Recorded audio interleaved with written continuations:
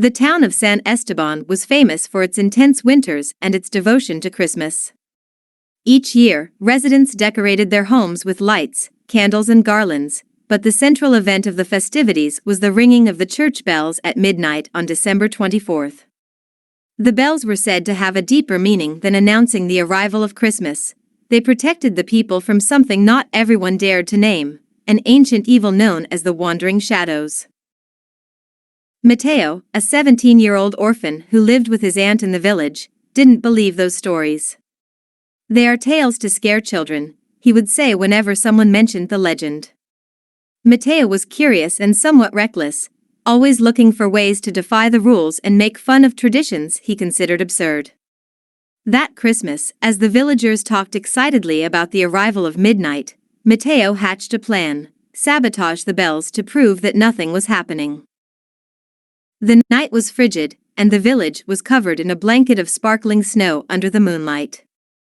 As the villagers gathered in their homes to share Christmas dinner, Matthew slipped into the church. The old stone structure stood imposingly, and its tower, the bell tower, disappeared into the darkness of the sky. With a flashlight and tools stolen from his uncle's workshop, Mateo climbed the creaking stairs to the bells. He deactivated the mechanism that made them sound and smiled to himself. "This will teach them not to believe in superstitions," he muttered. As he descended from the tower, the town clock read 11:55 a.m. Feeling victorious, he decided to stay in the bell tower to observe how the town would react to the silence. At midnight, the clock began to chime, but the bells remained silent. Instead of the usual Christmas cheer, an unnatural silence took over. Matthew felt a shiver run down his spine, but attributed it to the cold. However, something caught his attention. A thick fog was beginning to rise from the forest surrounding the town. From his elevated position, Matthew watched in horror as dark figures emerged from the fog. They were tall and thin, with erratic movements that seemed to defy gravity. The wandering shadows advanced slowly toward the houses, and where they passed, the lights went out, leaving total darkness behind them. Matthew tried to scream, but his voice caught in his throat. He ran back to the bells, desperately trying to repair them, but his trembling hands and the speed of events prevented him from doing so in time. One by one, the houses of the village fell into a deep silence. Only the icy wind and the footsteps of the shadows echoed in the night. When dawn came, Matthew came down from the tower, his eyes red-rimmed with tears and fear. What he found was a deserted town. The doors of the houses were wide open, and inside there was no trace of the inhabitants. Only black handmarks were left stamped on the walls, as if the villagers had been forcibly removed from their homes. Mateo, consumed with guilt, took refuge in the church, determined never to leave the place. During the day he tried to repair the bells, and when he finally succeeded, he rang them, but the echo was only lost in the vastness of the silence. The bells had lost their magic. From then on, Mateo became the lone guardian of the church.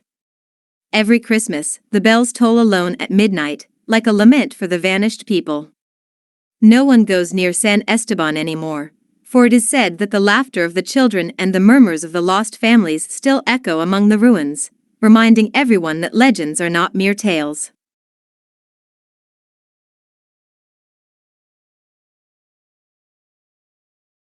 Christmas had always been a special time for Claudia. Ever since she was a child, she had enjoyed decorating the tree, hanging lights, and handing out presents to her family. This year, however, everything was different. The recent death of her mother had left a void in the house.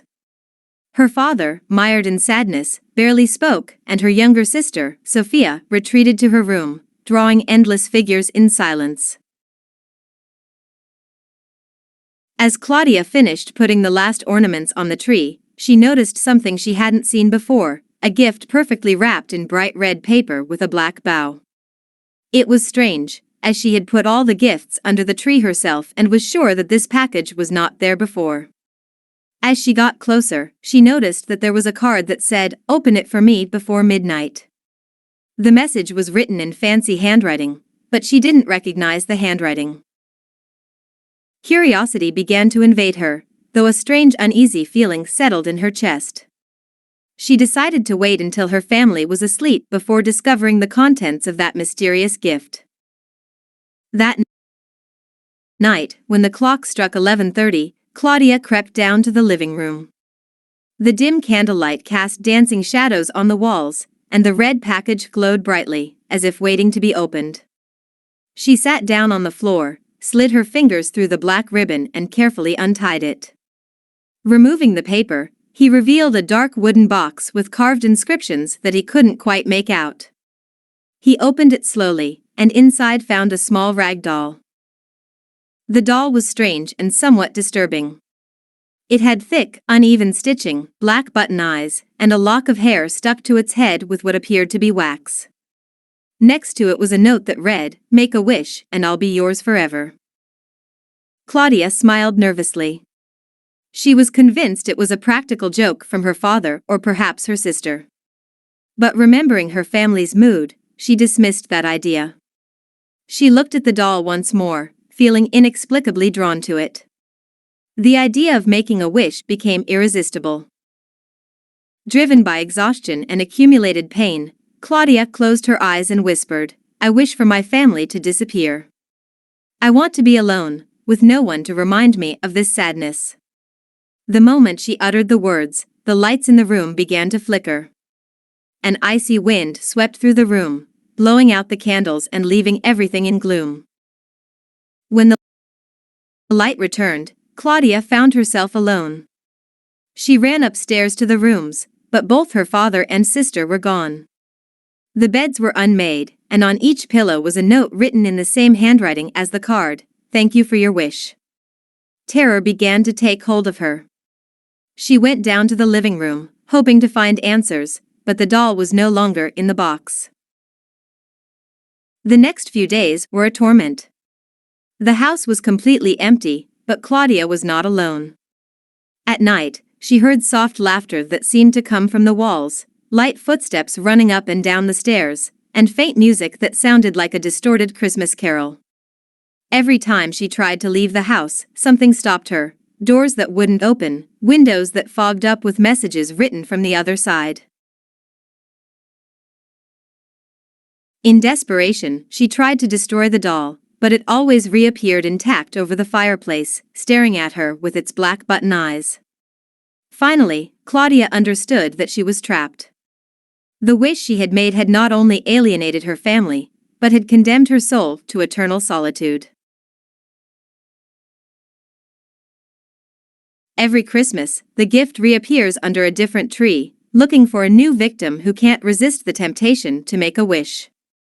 And Claudia is still there, invisible but present, waiting for someone to free her from her curse.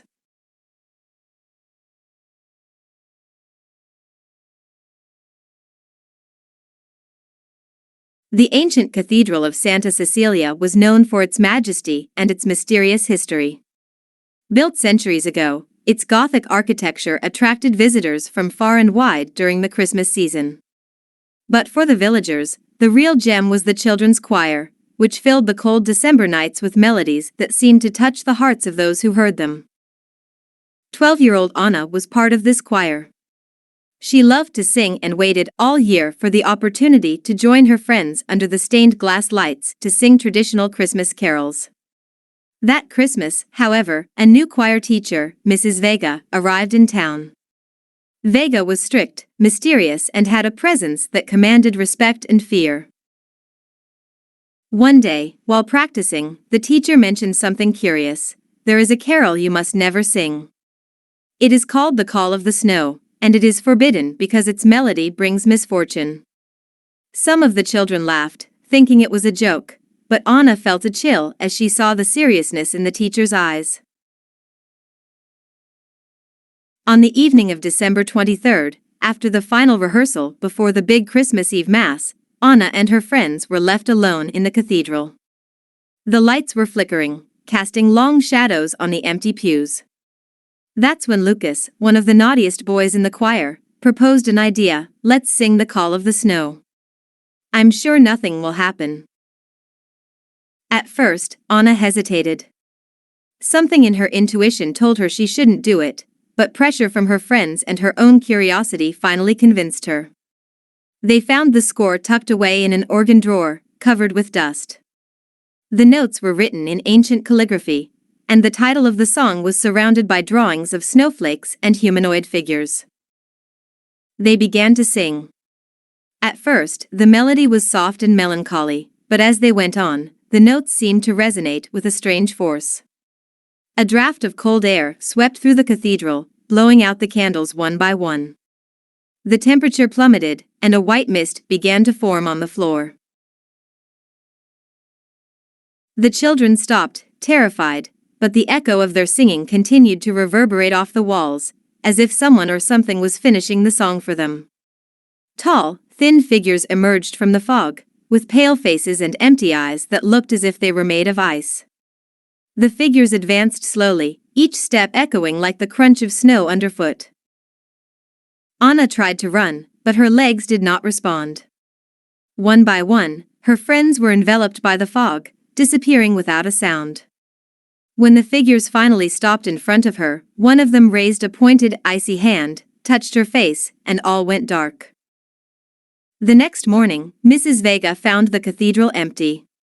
On the floor of the altar, where the children used to stand, were ice sculptures that captured their exact expressions of terror.